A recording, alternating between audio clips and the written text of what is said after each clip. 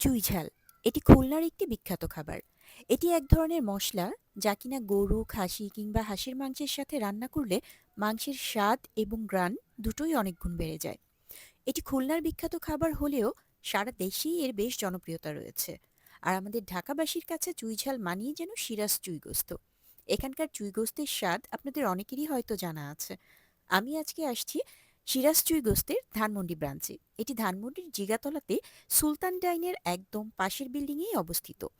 এখানে কিন্তু কোনো পোলাও বা বিরিয়ানি পাওয়া যায় না। এখানে সাদা ভাতের সাথে চুই গোস্ত, আলু গোস্ত এসব দিয়েই খাওয়া হয়। এটাই এখানকার বিশেষত্ব। এখানে চুই গোস্তের পাশাপাশি বিফ রেজালাও পাওয়া যায়, ডাল আর হচ্ছে বোরহানি, তারপর লাচ্ছি, চাটনি এসব রয়েছে। আর এখানকার এই খাবার কিন্তু একদমই রিজনেবল।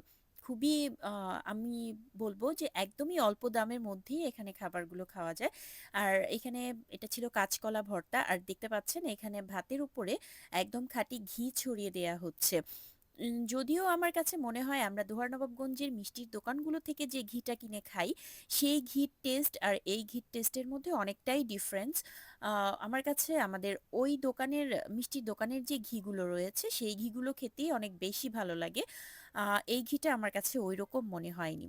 আর এই হচ্ছে এদের চুইগোস্ত। আমি বিফ নিয়েছিলাম। এরা হচ্ছে বিফ চুইগোস্তের মধ্যে বড় এক পিস গরুর গোস্ত, সাথে এক পিস চুই ঝাল আর ২ কোয়া আস্ত রসুন দিয়ে সার্ভ করে থাকে। মাংসের পিসটা বেশ বড় থাকে। এখানে আপনি ইচ্ছে মতো আপনার পছন্দ অনুযায়ী মাংসের পিসটা পছন্দ করে নিতে পারেন। আপনি যে পিসটা বলবেন সেই পিসটাই ওনারা আপনাকে সার্ভ করবে। আপনি নিজে হাতে দেখেও এটা নিতে পারেন।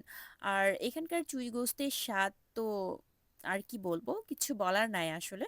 আমার কাছে এখানকার এই চুই গোস্তের স্বাদ খুবই ভালো লাগে। আর অল্প টাকায় লাঞ্চ বা ডিনার যেটাই বলেন না কেন, খুবই কম টাকার মধ্যে একদম ভালো একটা খাবার হয়ে যায় এখানে। তো ১ম এ আমি হচ্ছে ঘি আর ভর্তা দিয়ে একটু ট্রাই করি। তারপর যখন আমার কাছে চুই গোস্তটা দিয়ে যায়, আমি ভর্তা আর অন্য কিছুর কথা আমি ভুলে যাই। এখানকার সেই চুই গোস্ত দিয়েই আমি খাওয়াটা শুরু করি।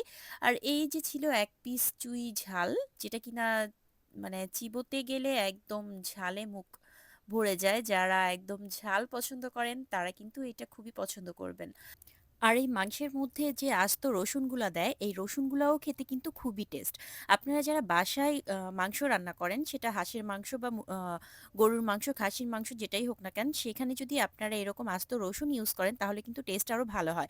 আর এই ছিল এখানকারের যে মালাই লাচ্ছি, আমি এটা নিয়ে একদমই সন্তুষ্ট নই। আমি ভেবেছিলাম এটার থিকনেসটা আরেকটু বেশি হবে, কিন্তু একদমই সেরকম হয়নি। এখানে আমাদের ২ জনের খাবারের বিল হয়েছিল ৮০০ সামথিং, যা আমি মনে করি যে খুব একটা বেশি নয়।